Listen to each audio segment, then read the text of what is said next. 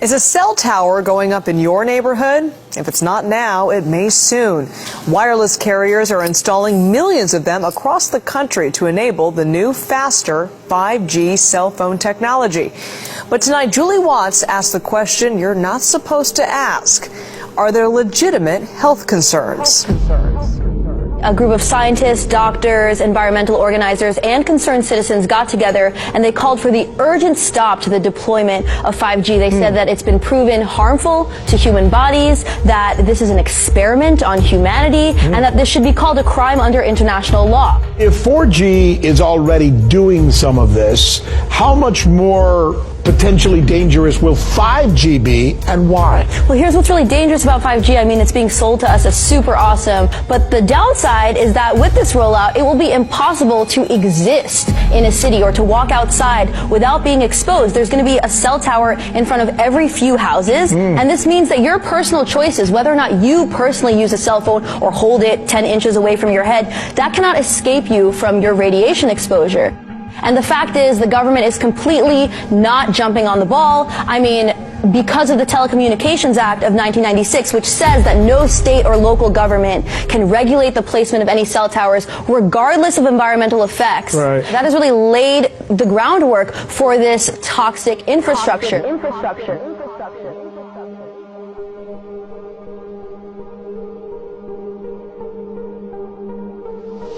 Kelly Prime's son Kyle was just 10 years old when he was diagnosed with kidney cancer in 2016. 5 months later, Kyle's friend and classmate Mason Ferrulli developed brain cancer. 14 hours to get the tumor out, and he had 5 weeks of inpatient rehabilitation. He had to learn to walk, talk, eat, everything all over again. 2 more kids at the school were diagnosed this year. At what point are you saying, we ought to take a close look at the school here? The moment that I found out that Mason had been diagnosed. Whenever you hear of cases of cancer in a child, obviously that itself is alarming. When there's several cases in one school, that's even more alarming. Do you believe the oncologists who say cell towers can't cause cancer? I believe that everybody wants to believe our government. I've looked into his eyes and I've looked at the fear that he has as a 9-year-old facing something, asking me, Mom, am I going to die? It would push you to fight as well. It would push any parent to fight. I won't stop until it's done, until that thing is gone. 5G is a weapon. It's used by the military. Do you know these 5G millimeter wave technologies are used to scatter crowds? You know, they drive up in this technology when they want to scatter a cloud, and they put out these frequencies, and people scatter because they get the feeling their skin is on fire.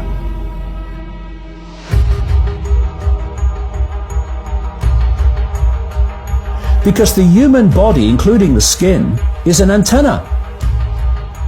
It interacts with frequencies, and it receives and transmits information.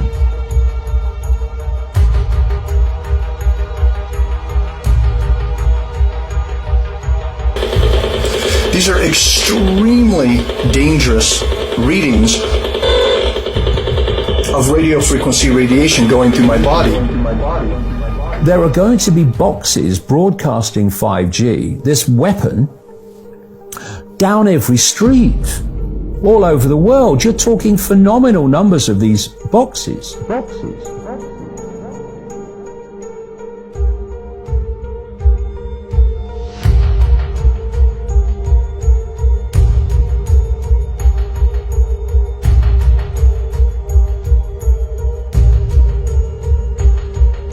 AT&T 5G-capable cell tower across the street from an elementary school and right outside John Ireland's third-floor condo in Sherman Oaks. It sits right outside our dining room window. In fact, I can see it from the couch, too. A couch John and his neighbors gathered around one afternoon as they discussed ways to get rid of the tower. There was no advance notice whatsoever. We saw them digging, and the next thing we know, there was this giant thing on the lamppost. John's wife is a 2-time cancer survivor. And they put this monster out there, right next to where I sit at a dining room table, right next to the chair where I watch television. Now that you've seen these cell towers, you'll see them all over your neighborhood. I've been working on this story for about 2 months, and I see them everywhere now, so they're coming. Well, when you say that the standards are well within the FCC guidelines, yes, I'd be more comfortable with the CDC. Yes. The Centers for Disease Control. Yeah. Well, because we know sometimes how that FCC, how that works. Sure. Right? They don't necessarily test it themselves first before they okay it. They take the word of a company that actually tests. Well, everybody agrees more research needs to be done. Yeah. So hopefully that will happen. We'll remember this report. We have video from the FCC proceedings with one of the 5G engineers saying themselves, look, we are forcing these directed beams into people's windows at levels that we do not allow in our labs, in our safety labs. What we have is the industry clearly lying to public representatives, which should outrage you enough that you stop the process. And what you need to understand is no wireless device, and 5G included, is safety tested. In December of 2018, I sent a letter to FCC Commissioner Carr asking him to cite for me recent scientific studies demonstrating the safety of this technology. What research has been done, where has it been published and compiled. He has essentially failed to do so. No, I'm not aware of any. So there really is no research ongoing. We're kind of flying blind here, so far as health and safety is concerned. Thank you, Mr. Chairman. You might be asking, perhaps some people are being injured by this, but if you're not feeling it, it's probably not that big of a deal. And I think that's a very common experience. But it's not as simple as saying that just a few unfortunate people are being affected by this. Because what the science shows is that we're all affected on some level, whether we can feel it or not. So to think that we could put an exponential amount of microwave radiation into our environment and not feel effects is simply false. And it's not just headaches and insomnia. It's much more serious things, such as infertility, DNA damage, and eventually cancer. Across the street is the cell phone tower. All right, so I'm in line of sight of the cell phone tower right here. And you can see I have the meter set to peak. And I'm getting peak readings. It almost overloads the meter. When it goes to 1, that's an overload. So we're at roughly 1,500 to 2,000 microwatts per square meter. And you can see the radio frequency meters pointing right at the cell phone tower. Now, watch what happens when I walk in back of the bank building. So now the cell phone tower is being blocked by the building, but I'm still picking up 50 to 75 microwatts per square meter, and the radio frequency radiation is not going around the building, it's going through the building. And this is my concern for people who work inside this building. I'm standing behind solid brick walls here, and I'm still picking up 60 to 80 microwatts per square meter. Biological effects are said to start at 3.4 to 6 microwatts per square meter. 5G will be as much as 100 times faster than the current 4G cellular networks.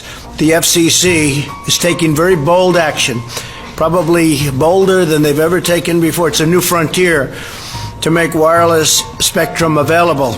By next year, the United States is on pace to have more 5G spectrum than any other country in the world. That's a big statement because, as you know, some people got ahead of us. We should have been doing this a long time ago, as advanced as it may be. In addition, last October, I directed the Department of Commerce to develop a national spectrum strategy to free up even more spectrum for economic activity, including 5G. The FCC has also taken action to streamline the permitting process for 5G infrastructure with state and local governments. That's a big deal. it takes too long to get permits. We're going to free that situation up, and we're going to put limits, and the local areas are going to listen to us very, very strongly. They have a big incentive to do that. They must now approve new physical infrastructure within 90 days instead of many years. It can sometimes take 3, 4, and 5 years. We're going to put a limit of 90 days. And there is now a cap on the unreasonable fees local governments often charge. They get greedy. They think, hey, we can really take advantage, and it ends up that everybody gets hurt.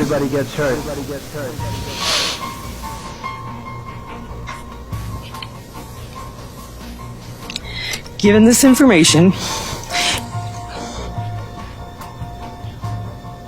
you can see why someone like me, or anybody else that has dealt with a cancer diagnosis, has a concern over the implementation of 5G technology. My questions to the committee are, has the committee determined that this technology is safe? And if you have, what safety determinations were done? What kind of scientific or medical background did these people do to make a determination that this technology is safe for me, for you, for your children, for your grandchildren? This technology is very controversial, and I believe we need to give serious consideration up front to the review of the scientific and medical research studies and documentation. Many experts have determined that this technology is unsafe for human health, and I think the committee needs to take this into consideration. So I have a request. It's twofold. I request that this Energy and Technology Committee please take some time, take a pause, review the testimony of and the documents that are available to people, and the hope is that we will be able to bring some more documentation to you to show you the medical and scientific impacts of this technology. I'm not sure I understand what the rush is to push this through before people have had an opportunity to provide you some information to show you that there is danger to you and your families. My dinner table conversation is, what other countries don't have this technology? Are we going to be leaving our families to just be safe, just be able to live? When I go out of town to stay in a hotel, I have to see how close it is to a cell phone tower, if it has a cell phone tower. Wireless radiation has biological effects, period. This is no longer a subject for debate when you look at PubMed and the peer-reviewed literature. These effects are seen in all life forms: plants, animals, insects, microbes. In humans, we have clear evidence of cancer now. There is no question. We have evidence of DNA damage, cardiomyopathy, which is the precursor of congestive heart failure, neuropsychiatric effects. So 5G is not a conversation about whether or not these biological effects exist. They clearly do. The closer you live to a cell tower, the higher your blood glucose. That is based on hemoglobin A1C measurements. So the idea with small cells of putting the cells closer to people's homes and bedrooms scientifically is very dangerous. Probably don't even notice them, but cell towers are everywhere, especially here in downtown. Like this one behind me, it's that white cylinder you see sitting on top of that light pole. And with 5G coming to San Diego, there's going to be even more of them. People need to check this stuff out. Protesting the rollout of a 5G network in San Diego. We don't want to be experimented on. They're not doing the proper safety studies. And for hours, speaker after speaker addressed the County Board of Supervisors today. Local neighborhoods would be seeing something the size of a refrigerator showing up on a street pole, and they could say nothing to stop it. A library, a school. On traffic signals, on light poles. This would give the companies free rein to install these small cells on any public infrastructure, and we would have no ability to say no. Stop the rollout of 5G service. That is the message hundreds of people are trying to send to Charlotte leaders. They're popping up outside bedroom windows and school campuses, despite objections from across the country. I think doing more studies is always a good thing.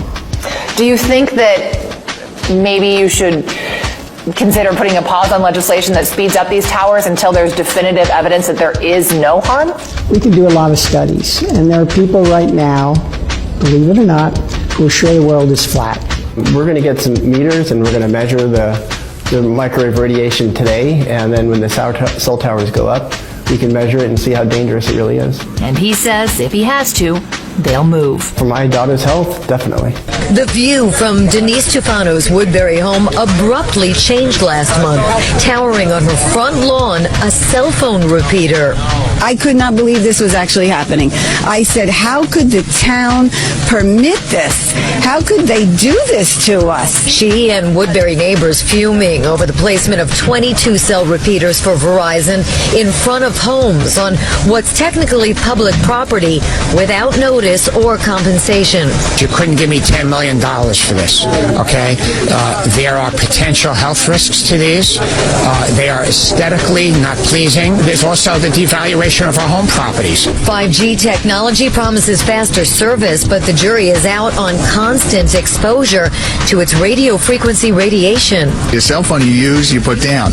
Microwave you use, you stop. This is constant bombardment, and we don't know what is the long-term effects. Residents say their cell service was good enough. This is an issue that is critical, not just to all of Long Island, but all of the United States, because across the United States, no wireless facilities are being tested. Some call it a microwave brew, steps from their bedroom windows. There are communities that are putting town ordinances in place that will prevent 5G from going in. This community is supposed to be a progressive community.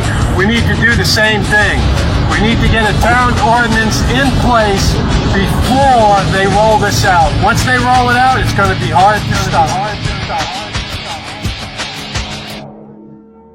When they unleash this on us, which is not very far off, you can't see it from here, but just the other side there, you can actually see the cell tower on an apartment building not very far away. And when we did the inspection on this home, we found the readings inside the home were significant and way above what are called building biology safety standards. Building biology was the original discipline in electromagnetic radiation out of Germany. So the readings inside this house are way too high for comfort, and long-term exposure can lead to significant health challenges. So what we're doing with this house is we are shielding it. I got my first cell phone in 1993. It's a long time ago. You couldn't even use it outside of the city. Now, coverage is virtually everywhere, and the levels that we're being exposed to have increased dramatically and increase every single month. And so now people think it's normal. The technology has been what I call normalized. If you watch your favorite TV show, everybody's got a smartphone. Everybody's talking on the smartphone.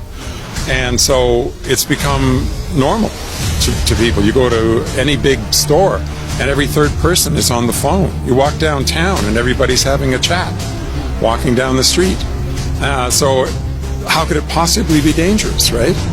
We are here at the Supreme Court because this is an absolute and major injustice that's happening right under our noses. Literally, people have no idea.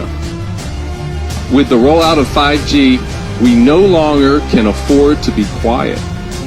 We can no longer afford to be still and not take action. What I ask every person here and every person watching this video is that you wake up and you wake up others. That you take action. We already know that the wireless industry has met with the president and gotten his commitment to facilitate the rollout of 5G small cell transmitters near people's homes. And the lies of the industry are magnificent. I'm sorry, but I don't want to be an emperor. That's not my business. I don't want to rule or conquer anyone. I should like to help everyone if possible. Jew, Gentile, black man, white. We all want to help one another. Human beings are like that. We want to live by each other's happiness, not by each other's misery. We don't want to hate and despise one another. In this world there's room for everyone, and the good earth is rich and can provide for everyone. The way of life can be free and beautiful, but we have lost the way. Greed has poisoned men's souls, has barricaded the world with hate, has goose-stepped us into misery and bloodshed. More than machinery, we need humanity. Without these qualities, life will be violent, and all will be lost. Even now, my voice is reaching millions throughout the world. To those who can hear me, I say, Do not despair. Soldiers, don't give yourselves to brutes. Men who despise you, enslave you, who regiment your lives, tell you what to do, what to think, and what to feel, who drill you, diet you, treat you like cattle, use you as cannon fodder. Don't give yourselves to these unnatural men with machine minds and machine hearts. You are not machines. You have the love of humanity in your hearts. You don't hate, only the unloved hate. The unloved and the unnatural. Dictators free themselves, but they enslave the people. Now let us fight to fulfill that promise. Let us fight to free the world, to do away with national barriers, to do away with greed, with hate and intolerance. Let us fight for a world of reason, a world where science and progress will lead to all men's happiness. We have a significant problem. It's common sense. We are electromagnetic beings. We conduct. Our cells operate electromagnetically. They repair electromagnetically, they communicate electromagnetically, and we are messing with the basic functioning of our cells. We are microwaving our population. We are microwave poisoning our population, and we're also wondering why everyone's getting cancer, it seems like. We are microwaving our reproductive organs and wondering why we're having this problem. As Daphne Tackover says, we have a failure of common sense. In the 17th chapter of St. Luke it is written, the kingdom of God is within man, not one man nor a group of men, but in all men, in you. You, the people, have the power to create happiness. You, the people, have the power to make this life free and beautiful, to make this life a wonderful adventure. Then in the name of democracy, let us use that power. Let us all unite. Let us fight for a new world, a decent world. Soldiers, in the name of democracy, let us all unite! The hate of men will pass, and dictators die, and the power they took from the people will return to the people.